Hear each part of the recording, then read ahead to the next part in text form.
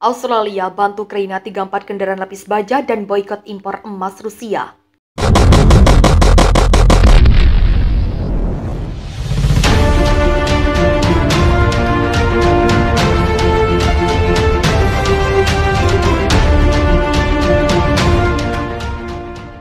Australia akan menyediakan 34 kendaraan lapis baja tambahan ke Ukraina dan melarang impor emas Rusia, kata Perdana Menteri Australia Anthony Albanese di Kiev berbicara pada konferensi pers di ibu kota Ukraina. Bersama Presiden Volodymyr Zelensky, Albanese mengatakan Australia akan menjatuhkan sanksi dan larangan perjalanan pada 16 menteri dan oligarki Rusia. Dengan demikian jumlah total individu Rusia yang dikenai sanksi oleh Australia menjadi 843 orang. Albanese mengatakan bahwa negaranya akan memberikan Ukraina 100 juta dolar dukungan militer, tanpa menentukan apakah yang dia maksud adalah dolar Australia. Angka ini dalam dolar Australia akan berjumlah US68 juta. Perdana Menteri itu memutuskan bahwa Australia akan menyediakan peralatan militer tambahan yang diminta oleh Ukraina, termasuk 14 pengangkut personel lapis baja, 20 kendaraan lapis baja Bushmaster, dan sejumlah pesawat tak berawak.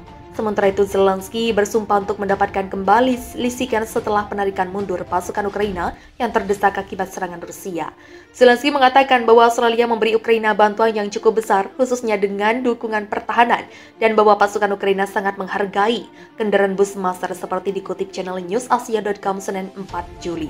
Albanese mengunjungi kota Bucha dan Irpin, di mana pasukan Rusia diduga telah melakukan kejahatan perang, serta bandara di Gostomel, barat laut Kiev. Dia menambahkan bahwa perjalanannya akan menunjukkan dengan sangat jelas kepada dunia solidaritas yang ada antara rakyat Australia dan rakyat Ukraina. Dia memberi penghormatan kepada keberanian, ketangguhan, dan tekad dari Presiden Ukraina, pasukan pertahanan, dan rakyatnya. Albanese mengatakan mereka bertekad untuk melawan pengganggu yang melanggar hukum internasional tanpa provokasi atau alasan apapun. Politisi Australia itu juga mengatakan bahwa Presiden Rusia Vladimir Putin akan mendapatkan pembalasan yang layak jika dia menghadiri KTT G20 di Bali pada 2 bulan November. Jika memang Tuhan Putin menghadiri pertemuan itu, maka dia akan mendapatkan sambutan yang pantas, yang bukan salah satunya teman dari seseorang yang menghormati aturan hukum internasional, kata Perdana Menteri Australia. Pada saat yang sama, dia mengatakan tidak bisa membayangkan Australia akan memboikot acara tersebut, dan kami akan mengisolasi Rusia sekuat mungkin. Albanese berkunjung ke Ukraina setelah bertemu Presiden Prancis Emmanuel Macron di Paris pada hari Jumat 2 Juli. Ukraina bulan lalu mengumumkan bahwa seorang pria Australia tewas saat berperang untuk Legiun Pertahanan Internasional Ukraina. Legiun itu merupakan sebuah brigade sukarelawan resmi. Dihajar lagi, Rusia digempur sanksi baru Eropa Australia. Rusia terus-menerus digempur sanksi dunia akibat aksi militernya yang melakukan serangan ke Ukraina.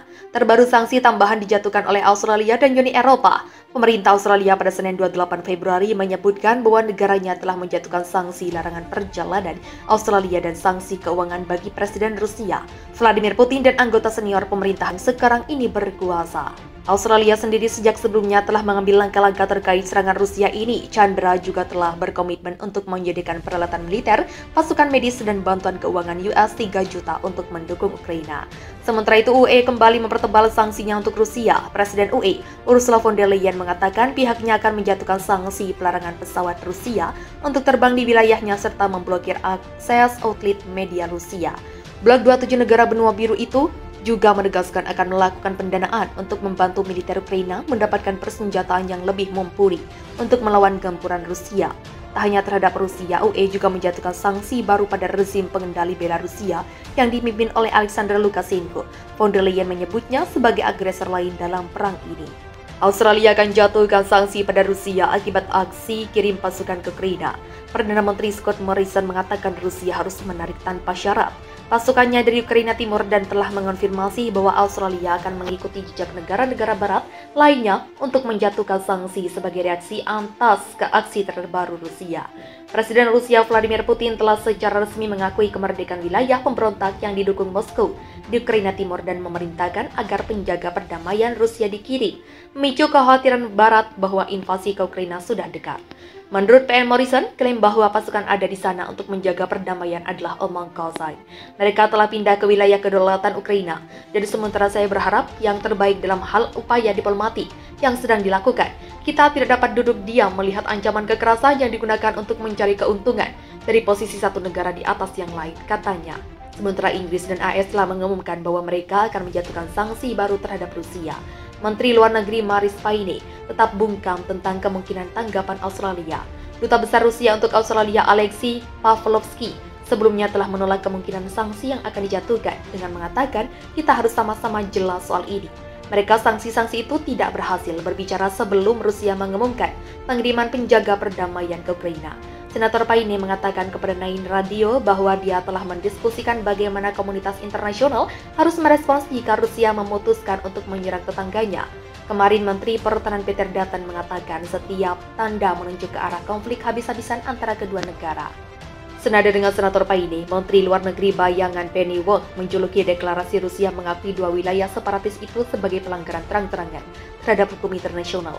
Bandara Federal Jos Frydenberg menggambarkan keputusan Rusia untuk mengirim pasukan untuk menjaga perdamaian di Ukraina Timur sebagai sangat memprihatinkan. Jos Frydenberg mengatakan bahwa jika invasi yang lebih besar benar-benar terjadi, itu bisa memiliki efek yang signifikan pada ekonomi global dan melihat kenaikan harga energi. 20 kendaraan lapis baja bus master dan sejumlah pesawat tak berawak. Sementara itu, Zelensky bersumpah untuk mendapatkan kembali lisikan setelah penarikan mundur pasukan Ukraina yang terdesak akibat serangan Rusia.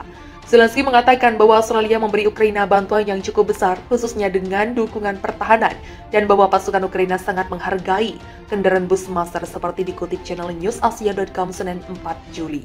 Albanese mengunjungi kota Bucha dan Irpin, di mana pasukan Rusia diduga telah melakukan kejahatan perang, serta bandara di Gostomel, barat laut Kiev.